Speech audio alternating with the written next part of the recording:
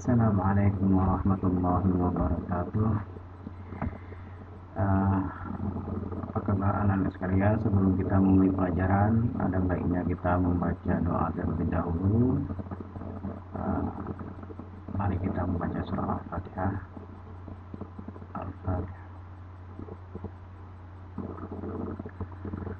Baik, pada hari ini kita akan mempelajari tentang materi zakat fitrah dan zakat mal. Kita sudah sering mendengar tentang zakat fitrah dan zakat mal. Apa tujuan dari pembelajaran ini? Tujuannya adalah supaya siswa mampu mendeskripsikan pengertian zakat, yang kedua mendeskripsikan pengertian zakat fitrah, yang ketiga mendeskripsikan pengertian zakat mal, yang keempat menganalisis dalil-dalil tentang kewajiban zakat, yang kelima menjelaskan ketentuan zakat fitrah, dan yang keenam menjelaskan ketentuan zakat mal. Selanjutnya, apa itu zakat? Zakat secara bahasa artinya membersihkan diri atau mensucikan diri. Sedangkan secara istilah, zakat adalah kadar harta tertentu yang wajib dikeluarkan kepada orang yang berhak menerimanya dengan beberapa syarat tertentu sesuai dengan syariat Islam. Jadi secara bahasa membersihkan diri atau mensucikan diri, sedangkan secara istilah adalah kadar harta tertentu yang wajib kita keluarkan kepada orang yang berhak menerima dengan beberapa syarat serta sesuai dengan syariat Islam. Selanjutnya, zakat itu terbagi kepada dua secara umum, zakat fitrah dan zakat mal. Kemudian dalam perkembangannya ada yang memasukkan zakat profesi sebagai zakat juga. Selanjutnya, apa itu zakat fitrah?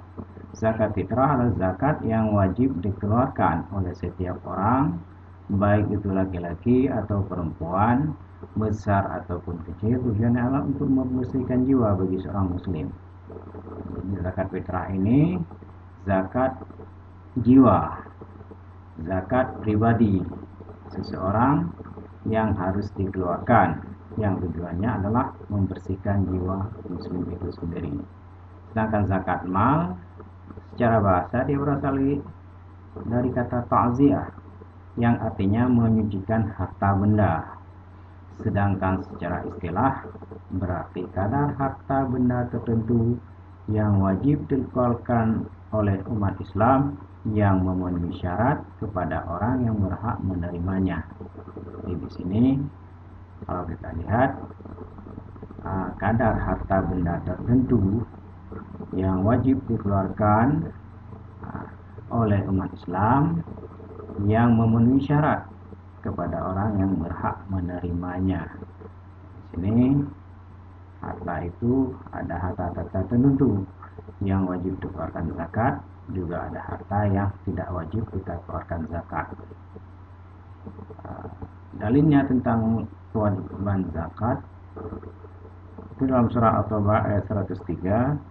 A'udzu billahi minasyaitonir rajim. Bismillahirrahmanirrahim. Khudh min amwalihim shadaqatan tutahhiruhum wa tuzakkihim biha wa shalli 'alaihim inna shalawataka sakanun lahum wallahu samii'un 'alim. Khudh min amwalihim shadaqatan tutahhiruhum wa tuzakkihim biha wa shalli 'alaihim inna shalawataka sakanun lahum wallahu samii'un 'alim. Artinya, ambillah zakat dari sebagian harta mereka, yang dengan zakat itu kamu membersihkan dan mensucikan mereka, dan mendoalah untuk mereka. Sesungguhnya doa kamu itu menjadi ketenteraman jiwa bagi mereka, dan Allah Maha mendengar lagi Maha mengetahui. Dari ini ada perintah khudh,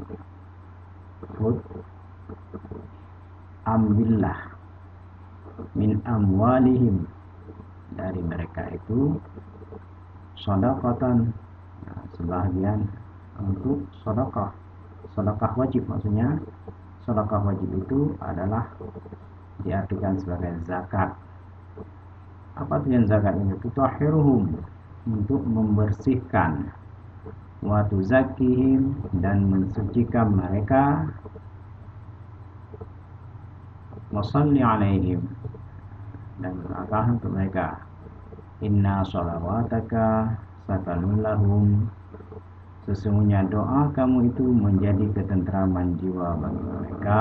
Wallahu sami'un alim, dan Allah maha mendengar lagi maha mengetahui. Quran Surah At-Taubah ayat 103. Kemudian ada hadis Nabi Ibnu Umar radhiyallahu anhu qala farada Rasulullah sallallahu alaihi wasallam zakatal fitri min Ramadana 'alan nasi sa'an min tamrin aw sa'an min sya'irin ala kulli hurrin aw 'abdin dzakarin aw untha minal muslimina. Rawahul Bukhari wa Muslim. Ini dari Ibnu Umar. An Ibnu Umar radhiyallahu anhu qala, Rasulullah berkata, farada Rasulullah sallallahu alaihi wasallam, farada, mewajibkan zakat fitrah itu, Rasulullah mewajibkan zakat fitrah itu, zakatan fitri, zakat fitrah min Ramadana, di bulan Ramadan, ala nasi, bagi atas setiap manusia, sa'an, satu sa'. Satu sa' itu ukuran 3,2 liter. Min tamrin, dari kurma, atau sa'an, atau gandum, min sya'irin, baik dia itu merdeka, ala kulli hurrin atau abdin, merdeka atau hamba sahaya, dzakarin atau untha, laki-laki atau perempuan, minal muslimina, dari kalangan muslimin. Hadis riwayat Bukhari dan Muslim. Hadis ini menerangkan tentang kewajiban zakat fitrah di akhir bulan Ramadan, yaitu bagi setiap muslim mengeluarkan sebanyak satu sa'. Satu sa' itu kalau diukur dengan ukuran liter ada sekitar 3,2 liter. Adapun yang dikeluarkan di sini kurma atau gandum. Kemudian oleh sebagian besar ulama memasukkan biji-bijian untuk sebagai makanan pokok. Ini untuk makanan pokok seperti gandum,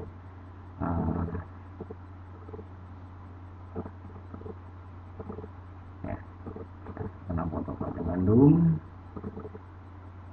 dikenakan, berarti yang dikeluarkan oleh di sini adalah kurma atau gandum atau beras sebagai makanan pokok, atau bisa juga nanti jagung sebagai makanan pokok.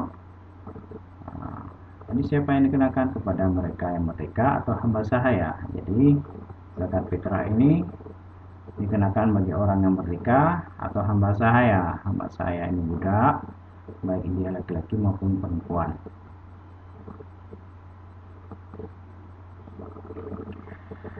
Kapan waktu pembayaran zakat fitrah? Ada 5 waktu yang digunakan untuk melakukan pembayaran zakat fitrah. Yang pertama, waktu yang diperbolehkan. Kapan itu? Yaitu dari awal bulan Ramadan sampai dengan terakhir bulan Ramadan. Jadi di sini yang pertama, waktu yang diperbolehkan ini boleh, artinya kita membayar zakat fitrah itu di awal bulan Ramadan. Pada saat masuk bulan Ramadan kita langsung membayar fitrah. Kapan akhirnya? Terakhirnya adalah pada bulan Ramadan, di akhir bulan Ramadan. Kemudian yang kedua, waktu wajib. Apa itu waktu wajib? Yaitu dari terbenam matahari penghabisan bulan Ramadan. Ini sudah wajib. Sudah wajib dikeluarkan zakat pada saat matahari menjelang maghrib di hari terakhir bulan Ramadan. Ini wajib, sudah masuk waktu wajib untuk membayar fitrah, zakat fitrah. Kemudian ada waktu yang afdal. Yang dikatakan waktu afdal itu waktu yang lebih baik. Kapan itu? Yaitu dibayarkan sesudah sholat subuh, sebelum pergi sholat Aid. Jadi waktu ini adalah sesudah sholat subuh. Sholat subuh pada hari pertama bulan Syawal, sebelum berangkat pergi sholat Id.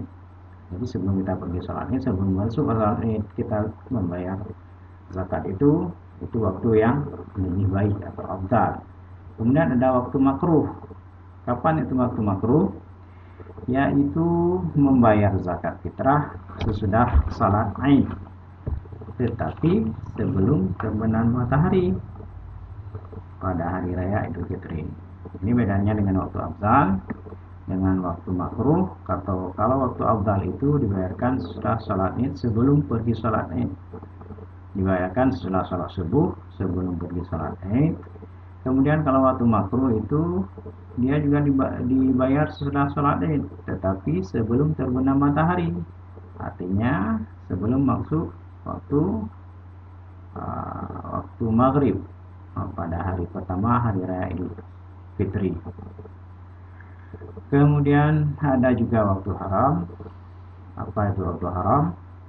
Yaitu membayar zakat fitrah setelah terbenam matahari pada hari raya Idul Fitri. Jadi membayar zakat fitrah setelah matahari terbenam di hari pertama hari raya Idul Fitri itu waktu yang diharamkan. Selanjutnya, apa saja syarat wajib zakat fitrah? Yang pertama, syarat wajib zakat fitrah itu orang Islam. Artinya selain orang Islam tidak wajib membayar zakat. Orang Islam di sini baik itu laki-laki atau perempuan, baik anak-anak, baik yang sudah dewasa maupun yang masih bayi, itu wajib membayar zakat fitrah. Kemudian yang kedua, dilaksanakan sesudah terbenam matahari di akhir bulan Ramadan. Jadi pelaksanaan zakat fitrah itu harus dilaksanakan sesudah terbenam matahari di akhir bulan Ramadan. Kemudian yang ketiga, mempunyai kelebihan harta untuk keperluan makan dirinya sendiri dan keluarganya. Ini ada ketentuan wajib zakat fitrah itu kepada orang-orang yang mempunyai kelebihan harta untuk keperluan makan dirinya sendiri dan keluarganya.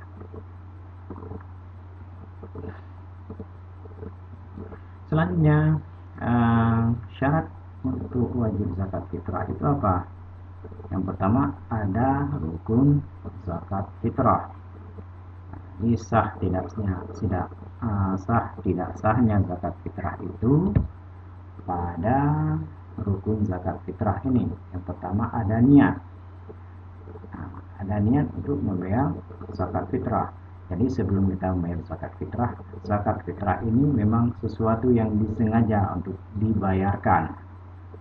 Jadi ada niatnya. Jadi dengan ada niat artinya memang zakat fitrah ini disengaja untuk dibayarkan, menyengaja membayar zakat fitrah.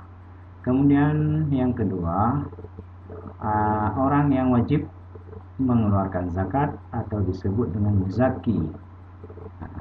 Rukun yang kedua, muzaki atau orang yang wajib mengeluarkan zakat. Kemudian yang ketiga, orang yang berhak menerima zakat atau disebut dengan mustahik. Jadi ada penerima, ada yang mengeluarkan, ada yang menerima. Kemudian yang dikeluarkan ini adalah makanan pokok yang dizakatkan. Di sini ada ikhtilafiyah, di mana ada sebagian ulama yang membolehkan membayar zakat itu dengan uang. Namun untuk Imam Syafi'i mengharuskan mengeluarkan zakat itu dari makanan pokok. Jadi bagaimana dengan orang yang membayar zakat fitrah itu dengan uang? Ini ada ulama yang menerangkan bahwa boleh membayar zakat fitrah itu dengan uang asalkan memenuhi syarat-syaratnya. Yang pertama, zakat fitrah yang dikeluarkan dengan uang itu tidak dihargakan dengan harga makanan pokok kita di sini di Indonesia. Jadi bukan dihargakan dengan beras, tetapi dihargakan dengan kurma atau anggur, karena yang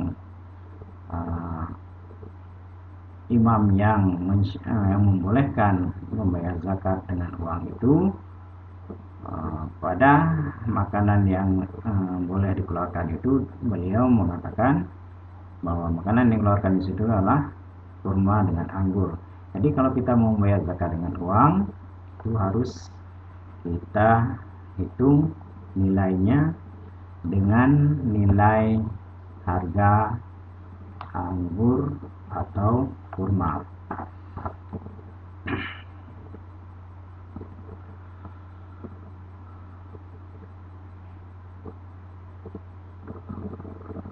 Selanjutnya ketentuan zakat mal. Zakat mal adalah zakat harta.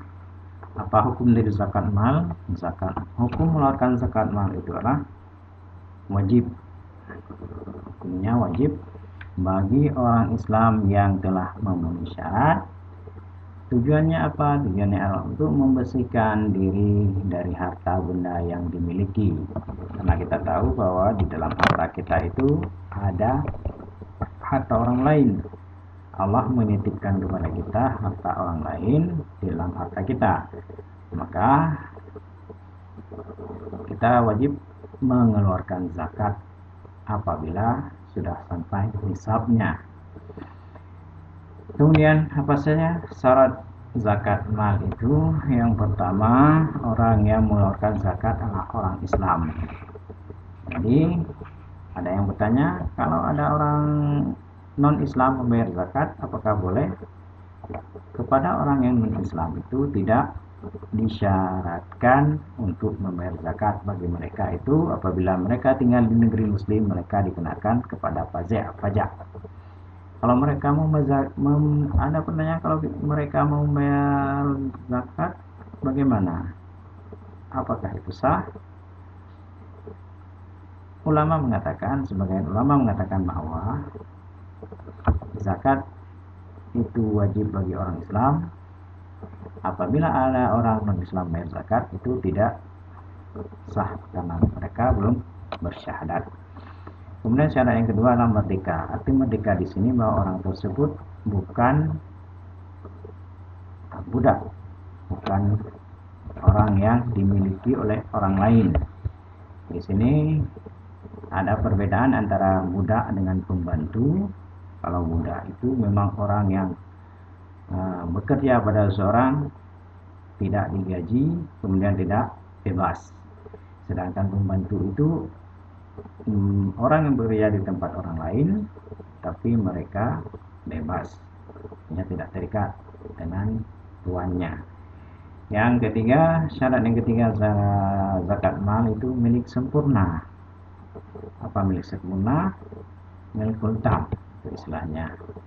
Jadi milik sempurna itu artinya harta yang dimiliki itu adalah harta yang tidak ada sangkut pautnya dengan orang lain. Jadi bukan harta milik orang lain, tapi harta sempurna milik dia sendiri, dimilikinya sendiri, tidak terikat dengan utang piutang. Kemudian sampai nisab atau cukup senisab. Apa nisab? Batas jumlah minimal. Misalnya untuk unta itu nisabnya sampai pada 5 ekor. Itu nisab, batas jumlah minimal yang dimiliki untuk dikenakan zakat. Kemudian cukup haul. Apa itu haul? Haul itu waktu yang dimiliki. Waktu harta itu dimiliki. Misalnya harta itu dimiliki pertama pada 1 Ramadan, maka batas haulnya adalah 1 Ramadan berikutnya. Cukup haul. Jadi cukup tahunnya, cukup 1 tahun dimiliki. Ini berlaku untuk semua harta-harta yang diwajibkan untuk melakukan zakatnya. Selanjutnya rukun zakat mal. Rukun zakat mal itu ada 4. Yang pertama niat zakat. Niat zakat. Yang kedua orang yang berzakat, zaki. Kemudian yang ketiga orang yang menerima zakat atau mustahik, orang yang berhak menerima zakat. Kemudian ada barang atau harta yang dizakatkan.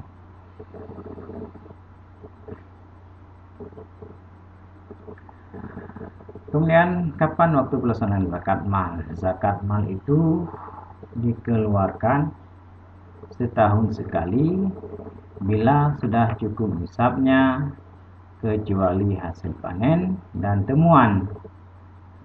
Sedangkan zakat fitrah dikeluarkan pada bulan Ramadan sampai menjelang sholat Idul Fitri. Ini kita ambil pengertian, zakat mal dikeluarkan setahun sekali bila sudah cukup nisabnya, kecuali hasil panen. Ini ada ikhtilafiyahnya. Misalnya panen padi, dalam setahun kita panen 3 kali, maka hitungan untuk zakatnya adalah per waktu panen, bukan per tahun.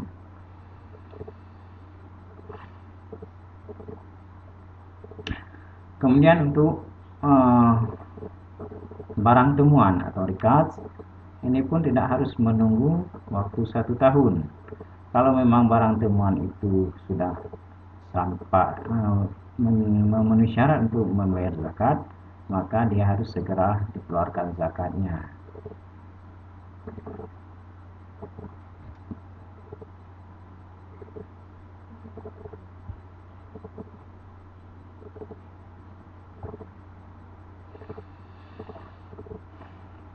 Selanjutnya, siapa saja yang berhak untuk menerima zakat? Siapa yang berhak menerima zakat? Dalam Al-Quran surah At-Taubah ayat 60, Allah berfirman, Bismillahirrahmanirrahim, Innama shadaqatu lil fuqara'i wal masakini wal 'amilina 'alaiha wal mu'allafati qulubihim wal mu'allafati qulubuhum wa fi qabi wal gharimina wa fi sabilillahi wa fi sabili faridatan minallah wallahu alimul hakim. Innama shadaqatu, sesungguhnya sedekah atau zakat itu lil fuqara'i, hanyalah untuk orang-orang fakir, wal masakini, orang-orang miskin, wal 'amilina 'alaiha, pengurus zakat, wal mu'allafati qulubuhum, mu'allaf yang dibujuk hatinya, wa fil riqabi, untuk memerdekakan budak, wal gharimina, orang-orang yang berhutang, wa fi sabilillahi, untuk jalan Allah, wa ibnis sabil, dan orang-orang yang sedang dalam perjalanan, faridatan minallah, sebagai suatu ketetapan yang diwajibkan Allah. Wallahu alimun hakim, dan Allah maha mengetahui lagi maha bijaksana. Dalam surah ini ada 6 snap yang berhak menerima zakat. Yang pertama, lil fuqara'i, orang-orang fakir. Apa itu orang fakir? Yaitu orang yang amat sengsara hidupnya, tidak memiliki harta dan tenaga untuk memenuhi penghidupannya. Fakir. Orang yang amat sengsara hidupnya, tidak mempunyai harta dan tenaga untuk memenuhi penghidupannya. Yang kedua, wal masakini, orang-orang miskin, yaitu orang yang tidak cukup penghidupannya dan dalam keadaan kekurangan. Beda antara fakir dan miskin. Kalau fakir ini memang orang-orang yang tidak sanggup lagi bekerja, tidak memiliki harta, dan tidak sanggup memenuhi penghidupannya. Sedangkan orang miskin, yaitu orang yang tidak cukup penghidupannya. Dia punya penghasilan, bisa bekerja, namun dia tidak mampu memenuhi kebutuhannya dan selalu dalam keadaan kekurangan. Kemudian ada amil, wal amilina, yaitu orang-orang yang diberi tugas untuk mengumpulkan zakat dan membagikan zakat. Jadi yang dikatakan amil ini orang yang diberi tugas mengumpulkan. Kata mengumpulkan artinya orang itu harus memungut zakat itu. Kalau memang tidak dikeluarkan, tidak diantarkan, dia harus mengambil ke rumah orang-orang yang wajib untuk mengeluarkan zakat. Bukan hanya menunggu, tapi mengumpulkan. Ini dikatakan amil. Dalam pembagian mereka berhak mengambil satu snaf. Kemudian tugasnya lagi adalah membagikan zakat, mengantarkan zakat kepada orang yang berhak menerima zakat. Mengantarkan, ini membagikan artinya mengantarkan zakat. Kalau hanya menunggu untuk orang membayar zakat, kemudian dia membagikan pun tidak mengantarkan hak zakat, maka tidak ada snaf untuk amil yang seperti ini, karena mereka tidak dianggap sebagai amil, tapi hanya dianggap sebagai orang yang bekerja untuk mengumpulkan zakat saja. Kemudian ada mu'allaf. Apa itu mu'allaf? Wal mu'allafi, wal mu'allafati qulubuhum, yaitu orang-orang yang baru masuk Islam yang imannya masih lemah. Jadi mu'allaf ini orang yang baru masuk Islam yang imannya masih lemah, dan orang kafir yang ada harapan untuk masuk Islam. Nah, jadi diartikan di sini mu'allaf adalah orang yang baru masuk Islam atau orang-orang yang berencana untuk masuk Islam. Kemudian ada budak. Nah, budak itu wakil qabi, budak atau hamba sahaya, mencakup juga untuk melepaskan muslim yang ditawan oleh orang-orang kafir. Nah, ini dulu ada perang, kemudian ada yang ditawan, kemudian harta dari zakat ini bisa digunakan untuk membebaskan orang-orang muslim yang ditawan oleh orang-orang kafir. Kemudian ada gharim, wal gharimina, yaitu orang-orang yang banyak berhutang untuk kepentingan yang bukan maksiat dan tidak sanggup membayarnya. Jadi yang dikatakan gharim, orang yang berhutang, orang yang memiliki hutang yang banyak, namun hutang tersebut bukan tujuannya untuk maksiat, tujuannya adalah untuk memenuhi kehidupannya atau untuk modal usahanya, kemudian dia tidak sanggup untuk membayarnya, maka dia termasuk ke dalam salah satu snaf penerima zakat mustahik. Kemudian ada yang ketujuh, sabilillah, wa fi sabilillahi, wa fi sabilillahi, sabilillah. Nah, ini diartikan sebagai orang yang berjuang di jalan Allah untuk keperluan pertahanan Islam dan kaum muslimin di antara mufassirin. Sabilillah yaitu orang yang berjuang di jalan Allah untuk mempertahankan Islam dan kaum muslimin, itu dikatakan dengan sabilillah. Kemudian ada lagi wabni sabil, ibnu sabil. Ini ulama mengartikan ibnu sabil adalah orang-orang yang sedang dalam perjalanan, yang perjalanan itu bukan maksiat dan kehabisan bekal sehingga mengalami kesalahan dalam perjalanannya.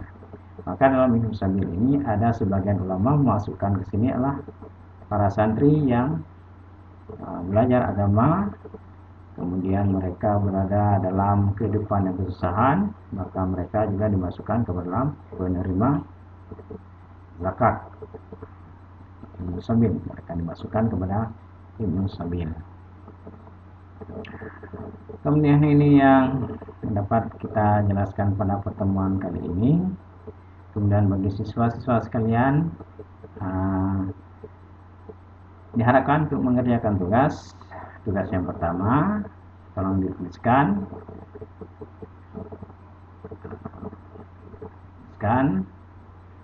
Jelaskan pengertian zakat. Nomor 1, jelaskan pengertian zakat. Nomor 2, jelaskan pengertian zakat mal. Nomor 3, apa yang dimaksud dengan zakat fitrah. Nomor 4, uraikan syarat-syarat zakat mal. Tuliskan yang kelima, tuliskan dalil tentang zakat. Jadi ini dapat saya sampaikan dalam pertemuan kali ini. Kemudian bagi siswa-siswa sekalian, untuk pertemuan sebelumnya kita akan membahas tentang jenis-jenis harta yang wajib dikeluarkan zakat. Jadi kepada siswa-siswa sekalian, dapat mempersiapkan bahan-bahan, dapat membaca literatur yang berkenaan dengan zakat, jenis-jenis harta yang wajib dikeluarkan zakatnya. Jadi sebelum kita menutup pertemuan ini, ada baiknya kita membaca hamdalah, alhamdulillahirabbil alamin. Dan bagi siswa sekalian, supaya dapat terus belajar, supaya tidak ketinggalan dalam pelajaran. Kemudian soal ini nanti soal yang tugas dikumpulkan nanti sebelum jam masuk pada pertemuan berikutnya. Ini tugasnya sudah selesai. Kemudian untuk minggu depan, pertemuan yang akan datang, tolong dipersiapkan bahan-bahan untuk kita berdiskusi. Dengan membawa karton, membawa alat tulis, membawa perlengkapan yang kita gunakan untuk diskusi pada minggu yang akan datang. Demikian yang dapat saya sampaikan pada hari ini. Billahi taufiq wal hidayah. Assalamualaikum warahmatullahi wabarakatuh.